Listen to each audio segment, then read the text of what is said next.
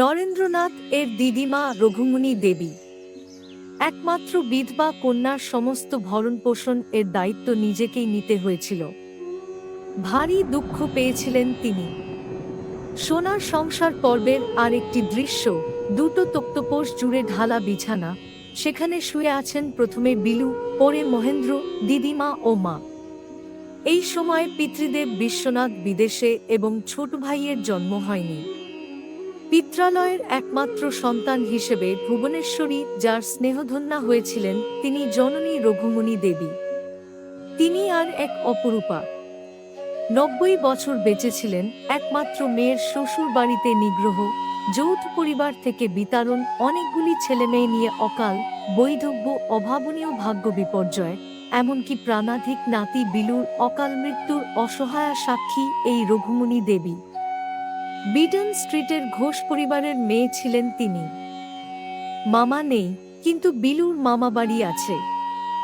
মাতৃ আলয়েই অসহায় ভুবনেশ্বরীকে সপরিবারে বারবার আশ্রয় নিতে হয়েছে। এই মামার বাড়িতেই ছিল ভুবনেশ্বরীর প্রাণবন্ত জ্যেষ্ঠ পুত্রের নিত্য আনাগোনা। অনেক হৃদয়স্পর্শী ঘটনার সাক্ষী রামতনু বসু লেনের এই মাতুলালয়। প্রথম পর্বে এই বাড়ির আরেকজন বসবাসকারিণী বিবেকানন্দর ঝিমা প্রমাকামিনী রায়মণি দেবী। স্বামী মারা যাওয়ার পরে তিনি নিজ কন্যা রঘুমণির কাছেই বাস করতেন। পাঠককুলকে একটি কথা জানাই যে অবাক হতে হয় এই কথা শুনে। ভুবনেশ্বরী কন্যা যোগীন্দ্রীবালা শ্বশুরবাড়িতে আত্মহত্যা করে নিজের জ্বালা জুড়িয়েছিলেন। তার দুটি নাবালিকা কন্যার দায়িত্ব একসময় নিঃসম্বল ভুবনেশ্বরীকে ঘাড়ে নিতে হয়।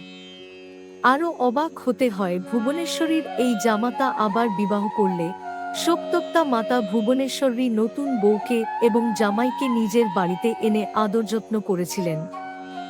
10টি সন্তানকে গর্ভে ধারণ করেছিলেন। একের পর এক সন্তান শোক পেয়েছেন ভুবনেশ্বরী দেবী।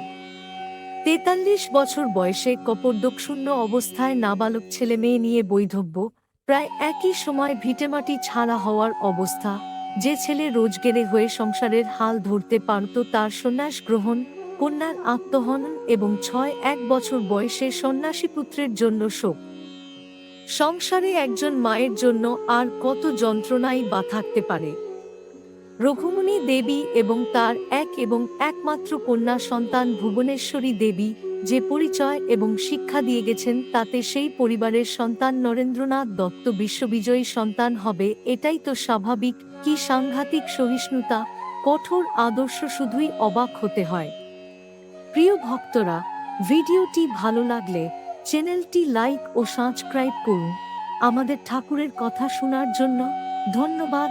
ভালো থাকুন, সুস্থ থাকুন। জয় ঠাকুর।